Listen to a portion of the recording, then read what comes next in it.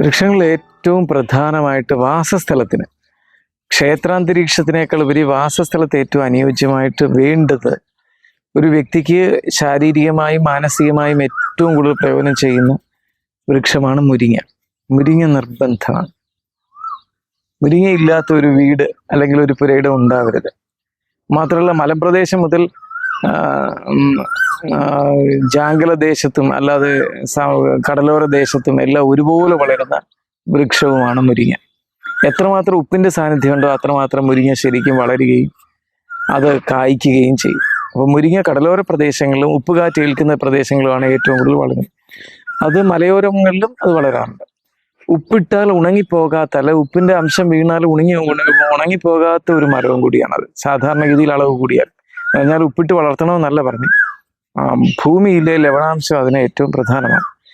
അപ്പോൾ ഏറ്റവും പ്രധാനമായിട്ട് ഏതൊരു വ്യക്തിയും നട്ടുപിടിപ്പിക്കേണ്ടത് മുരിങ്ങയാണ്. കാരണം മുരിങ്ങയുടെ ഗന്ധം ഏറ്റവും ഗുണകരമാണ്. മുരിങ്ങയുടെ അടുത്ത് ചെല്ലുമ്പോൾ വളരെ സെൻസിറ്റീവ് ആയിട്ടുള്ള, വളരെ സംവേദനക്ഷമതയുള്ള നാസാരന്ധ്രങ്ങളുള്ള ആളുകൾ അല്ലെങ്കിൽ നാസികയുള്ള ആളുകൾ, അപ്പൊ ഘ്രാണം അറിയുന്ന ഈ മൂക്കാണെങ്കിൽ നമുക്ക് അതിൽ നിന്ന് വരുന്ന ഗന്ധം അറിയാം. ചെറിയ ഒരു ഗന്ധം മുരിങ്ങയിൽ നിന്നുണ്ട്. അത് നമുക്ക് വളരെ വിശേഷം. മുരിങ്ങന് 10-33 ഇനം ഉള്ളതായിട്ടാണ് അറിവ്. എന്നുവെച്ചാൽ പുരാതനമായിട്ട് കേട്ടിട്ടുള്ളത്. ഇനിയിപ്പം ആധുനികർ എങ്ങനെയാണ് പറയുന്നതെന്ന് എനിക്കറിയില്ല. മുരിങ്ങയുടെ പ്രത്യേകത അങ്ങനെയാണ്. പിന്നെ മുരിങ്ങ എന്നും കഴിക്കേണ്ടതാണ്. എല്ലാ ദിവസവും മുരിങ്ങ ഉപയോഗിക്കേണ്ടതാണ്. മുരിങ്ങ ഉപയോഗിക്കാത്ത ദിവസങ്ങൾ ഉണ്ടാവരുത്. പ്രത്യേകിച്ച് പുരുഷ ശരീരത്തിന് ഏറ്റവും പ്രധാനവുമാണ്. മുരിങ്ങ എല്ലാ തരത്തിലും നമ്മളെ രക്ഷിക്കുന്നു. മുരിങ്ങയുടെ തൊലി, മുരിങ്ങയുടെ വേരിലെ തൊലി, മുരിങ്ങയുടെ വേര്, മുരിങ്ങപ്പൂവ്, മുരിങ്ങക്കായ, മുരിങ്ങ അരി, ഇതെല്ലാം തന്നെ ഭക്ഷ്യയോഗ്യമാണ്, ഔഷധയോഗ്യമാണ്. അപ്പോൾ ഔഷധവും ഭക്ഷണവുമായിരിക്കും മുരിങ്ങ. രണ്ടാമത് ഏറ്റവും പ്രധാനമായിട്ട് വേണ്ടത് പിഴുപുളി അഥവാ വാളൻ പുളി. ഏറ്റവും കൂടുതൽ നിർബന്ധമായിട്ട് ഏത് ഭൂമിയിലും വേണം. അത് ഏറ്റവും കൂടുതൽ തണുപ്പ് തരും. പിന്നെ പുളിന്തേൻ ഉപയോഗിക്കുന്ന, പുളിന്തേനെ കുറിച്ച് ഇപ്പോൾ ഒരുവിധപ്പെട്ടവർക്ക് ആർക്കും അറിയില്ല. ഞാൻ പറയുമ്പോൾ ഒട്ടുമിക്ക സ്ത്രീകൾക്കും അറിയില്ല. പുളിന്തേൻ എടുത്ത് വയ്ക്കുന്ന ഒരു സമ്പ്രദായമുണ്ട്. ഈ ഗർഭാശയ ശുദ്ധിക്കും ഗുന്മവായു വരാതിരിക്കാനും മാസമുറയിലെ വേദന ഒഴിവാക്കാനും ഒക്കെ പുളിന്തേൻ ഉപയോഗിക്കും. പുതിയ ചികിത്സകർക്ക് പോലും അതിനെക്കുറിച്ച് അത്ര ബോധമില്ല. പുരുഷന്മാരും അത് കഴിക്കാറുണ്ട്. പുളിന്തേൻ തയ്യാറാക്കും. പുളി ഉണക്കി ഉപ്പും ചേർത്തൊക്കെ നമ്മൾ പാത്രത്തിൽ വട്ടയിലൊക്കെ ചുറ്റിയൊക്കെ വെച്ച് കഴിയുമ്പോൾ അത് ആ ഉരുളകൾ, വലിയ വലിയ ഉരുളകളിൽ നിന്ന് ഊറി വരുന്ന തേന് അതിനടിയിലടിയും. അത് വർഷത്തിൽ 1 വർഷം കൂടുമ്പോഴോ അല്ലെങ്കിൽ 2 വർഷം ഇരിക്കുമ്പോഴായിരിക്കും നമ്മൾ ആ തേൻ ശരിക്കും വരുന്നത്.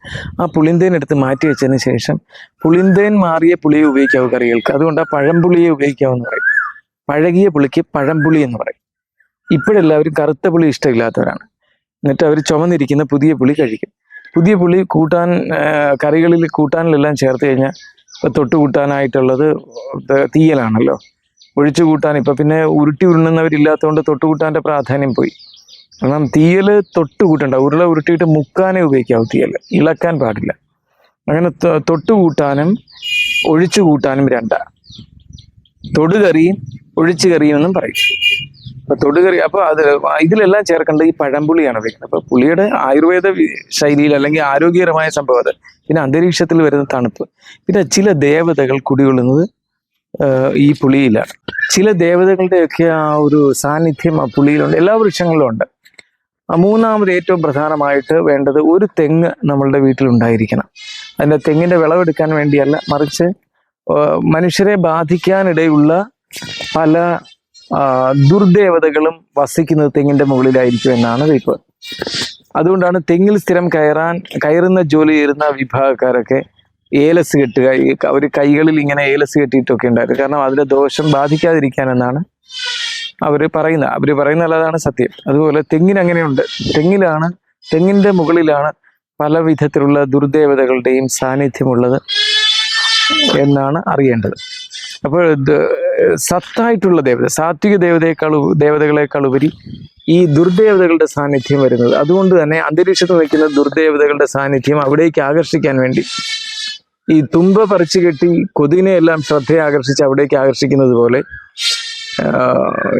ഈ തെങ്ങ് നിൽക്കുന്ന സ്ഥലത്ത് അതിലേക്ക് വരും നമുക്ക് വരാവുന്ന പലവിധ ദോഷങ്ങളെന്ന്. ആ ദോഷത്തിന്റെ പരമകോടിയിൽ എത്തുമ്പോഴാണ് തെങ്ങിന് ഇടിയേറ്റ് പോകുന്നതെന്നൊക്കെ പറയാറുണ്ട്. തെങ്ങിന് ഇടിയേറ്റിട്ട് നാലായി കീറിപ്പോകുന്നതൊക്കെ നമ്മൾ കാണാറ്. അതും നമ്മൾ മനസ്സിലാക്കേണ്ട, അറിഞ്ഞിരിക്കേണ്ട കാര്യമാണ്. തെങ്ങിന് ഇടിയേൽക്കുന്നതിൻ്റെ കാരണവും ഇതൊക്കെ തന്നെയായിട്ടാണ് പറയുന്നത്. അപ്പോൾ തെങ്ങ് അനിവാര്യമായിട്ടുള്ളതാണ്. പിന്നെ കരിവേപ്പ് അല്ലെങ്കിൽ കറിവേപ്പ് എന്ന് പറയുന്നത് വളരെ ശ്രദ്ധിക്കേണ്ട വൃക്ഷമാണ്. സൂക്ഷിക്കണം, ശ്രദ്ധയോടുകൂടി നിർത്തേണ്ടതിൽ ഒന്നാണ് ഏഴിലം പാല.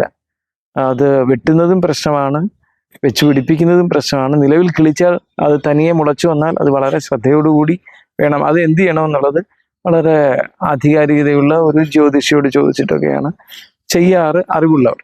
അപ്പോൾ അതെന്ത് ചെയ്യണമെന്ന് അത് വളരെ പ്രധാനമാണ്. അപ്പോൾ മുരിങ്ങ,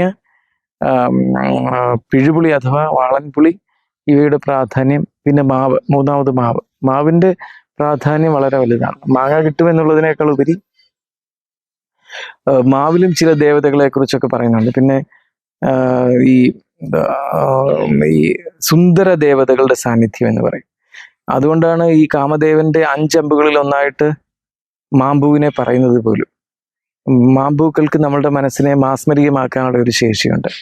മാവ് എത്രമാത്രം നിൽക്കുന്നു, നമ്മൾക്ക് മാവ് കൂടുതൽ നിൽക്കുന്ന ഭാഗത്ത് ശ്രദ്ധിച്ചാൽ നമ്മൾ അതിന് അടുക്ക ചെല്ലുമ്പോൾ നമ്മൾ കുറച്ചൊന്ന് റൊമാൻറ്റിക് ആവും. കവിതകൾ വരാം, കഥകൾ വരാം. മിക്കവാറും കൂടുതൽ സാഹിത്യ രംഗങ്ങളിൽ, പ്രത്യേകിച്ച് പ്രണയാർദ്രമായ സാഹിത്യ കൃതികളിൽ ശോഭിച്ചിരിക്കുന്ന പലരും ജീവിച്ചിരുന്ന അന്തരീക്ഷങ്ങളിലേക്ക് നോക്കുമ്പോൾ ഇത്തരം മാമ്പൂക്കളും മറ്റു കാര്യങ്ങളും ഒക്കെയാണ്. അത് ഈ ലൗകിക ജീവിതത്തിന്റെ, എന്ന് വെച്ചാൽ ലൈംഗിക ജീവിതം എന്നുള്ളതല്ല പറയാം, ലൗകിക കാമ്യമായ കാര്യങ്ങളെ എല്ലാം ഉത്തേജിപ്പിക്കുന്നതിന് മാവിനുള്ള സാന്നിധ്യം. അതേസമയത്ത് ആല് പലതരത്തിലുള്ള ആല്, ഇതിനെയൊക്കെ ആശ്രയിച്ചും ഇലഞ്ഞിയെ ആശ്രയിച്ചും ഒക്കെ ജീവിച്ചിരിക്കുന്നവരുടെ ഫലം. ഇലഞ്ഞിയാണ് കൂടുതൽ ധനം തരുന്ന ഒരു വൃക്ഷം കൂടെ, കൂടുതൽ വസ്തുനിഷ്ഠമായ ബോധം തരും ഇലഞ്ഞി. അതേസമയത്ത് ആലിന്റെ ചുവട്ടിൽ നിന്ന് ധ്യാനം ശീലിക്കുകയും ആലിനെ സമീപം തന്നെ ജീവിക്കുകയൊക്കെ ചെയ്തവർക്കെല്ലാം ഒരു സൂപ്പർ കോൺഷ്യസ് ലെവലിലേക്ക് പോകുന്ന ഒരു രീതി മാത്രമാണ് കാണിക്കുന്നത്. അപ്പോൾ ആല് വെച്ചുപിടിപ്പിക്കണോ വേണ്ടേ എന്നുള്ളത് അവിടെയാണ് നമ്മൾ ചിന്തിക്കുന്നത്, ആലിന്റെ സാന്നിധ്യം. അതുകൊണ്ടാണ് ഈ ഹുയാങ് സാങ്ങും ഫാഹിയാനും ഒക്കെ വന്ന സാഹചര്യത്തിൽ അവർ പറയുന്നത്, ഭാരതത്തിൽ എവിടെ ചെന്നാലും വൈകുന്നേരങ്ങളിൽ സ്ത്രീ പുരുഷന്മാർ ഈ കാർഷിക വൃത്തി മറ്റുള്ളതെല്ലാം കഴിഞ്ഞതിന് ശേഷം കുടുംബസമേതം ആലിൻ്റെ ചുവടുകളിൽ ഇരുന്ന് ധ്യാനം ചെയ്യുന്നതാണ് കണ്ടതെന്നൊക്കെ പുരാതന സഞ്ചാരികളൊക്കെ എഴുതി വച്ചിരിക്കുന്നത്. അപ്പോൾ ധ്യാനത്തിന് വേണ്ടി തിരഞ്ഞെടുക്കാവുന്ന അന്തരീക്ഷമാണ് അത്. നമ്മളുടെ വീടിൻ്റെ കീഴിൽ നിന്നാൽ ഇതാണ് നമ്മൾക്ക് കൂടുതൽ റൊമാൻറ്റിക് ആയിട്ട്, എന്നുവെച്ചാൽ പ്രണയാർദ്രമായൊരു മനസ്സില്ലാതാകുക എന്നുള്ളതല്ല, അതിനേക്കാൾ ഉപരി നമ്മൾക്ക് സൂപ്പർ കോൺഷ്യസ് ലെവലിലേക്കുള്ള ഒരു ശ്രദ്ധയായിരിക്കും. അവിടെ സ്ത്രീജനങ്ങൾക്ക് എപ്പോഴും അത്തരം ഒരു ലോകം കൂടുതൽ താല്പര്യം ഉണ്ടാവണമെന്നില്ല. അവർക്ക് മൃദുമന്ദഹാസവും കഥകൾ പറച്ചിലും വിനോദിക്കലുകളും ലീലാലോലുപരായിരിക്കലും ഒക്കെ ആയിരിക്കും. അങ്ങനെയുള്ള പുരുഷന്മാരെ ആയിരിക്കും പ്രതീക്ഷ. അപ്പോൾ നമ്മൾ വീടിൻ്റെയൊക്കെ സമീപം ആലുകളുള്ള വൃക്ഷങ്ങളാണ് വെച്ചുപിടിപ്പിക്കുന്നതെങ്കിൽ നമ്മളുടെ പ്രത്യേകിച്ച് പുരുഷന്മാരുടെ മനസ്സ് ആ ഒരു രീതിയിലേക്ക് വളരെ വേഗം മാറും. അതൊക്കെ കുടുംബജീവിതത്തിനെയൊക്കെ കുറേയേറെ ബാധിക്കാം. എന്ന് വെച്ചാൽ അവർക്ക് മൃദുവായി സംസാരിക്കുകയോ നിസ്സാര കാര്യങ്ങളെക്കുറിച്ച് ഊതിപ്പെരിപ്പിച്ച് ധാരാളം സംസാരിക്കാനും ഒക്കെ കഴിയാതെ പോകും. അത്ഭുതം കൂറി സംസാരിക്കുന്ന പ്രവണതയൊക്കെ പോകാം. ഇതൊക്കെ വളരെ ശാസ്ത്രീയമായ വശങ്ങൾ.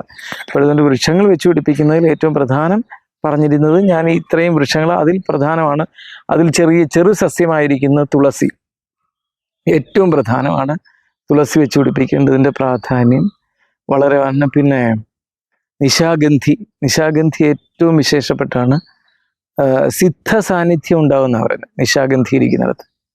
നിശാഗന്ധി വർഷത്തിൽ ഒരിക്കൽ പൂക്കുകയൊക്കെ ചെയ്യും, അത് വളരെ നല്ലതാണ്. ഇഞ്ചിയുടെ സാന്നിധ്യം ഏറ്റവും ഇഞ്ചി, മഞ്ഞൾ ഏതൊരു പുരയിടത്തിലും ഒഴിവാക്കരുത്. ഞങ്ങളുടെ ഈ ഓണാട്ടുകരയിൽ നിർബന്ധമായിട്ട് എല്ലാ പുരയിടങ്ങളിലും എത്ര വിളവ് കിട്ടിയാലും വിളവ് കിട്ടിയില്ലെങ്കിലും എല്ലാ വർഷവും കൃഷി ഇറക്കുമ്പോൾ മഞ്ഞൾ ഒരു മൂലയ്ക്ക് കാണും. 4-5 വാരമെങ്കിലും മഞ്ഞൾ നടും. എല്ലാ വർഷവും കിളച്ചെടുത്ത് ഉണക്കിയാലും അത് എത്ര വിളവ് കിട്ടുന്നു എന്നുള്ളതിനെക്കുറിച്ചല്ല ചിന്ത. എല്ലാം നടുന്നതിനും ഉപോദ്ബലകമായിട്ട് അവയുടെയൊക്കെ നിലനിൽപ്പിനും അതിനൊക്കെ വിളവ് കിട്ടണമെങ്കിൽ അതിൻ്റെ കൂടെ മഞ്ഞൾ വേണമെന്ന് ഒരു നിർബന്ധമുണ്ട്. മഞ്ഞൾ ആൻറ്റി ഓക്സിഡൻ്റ് ആണ്, അതുപോലെ തന്നെ നെഗറ്റീവ് എനർജി എല്ലാം ഇല്ലാതാക്കും. നമ്മൾ ഗൃഹാരംഭ പ്രവേശത്തിന് അകത്ത് കയറുന്ന സമയത്ത് കയ്യിൽ കരുതാൻ പറഞ്ഞിരിക്കുന്ന വസ്തുക്കളിൽ ഒന്നാണ് മഞ്ഞൾ. അത്രമാത്രം ശ്രേഷ്ഠമാണ്. ഇതെല്ലാം നമ്മളുടെ വീട്ടിൽ നിർബന്ധമായിട്ടും വെച്ചുപിടിപ്പിക്കേണ്ടതാണ്.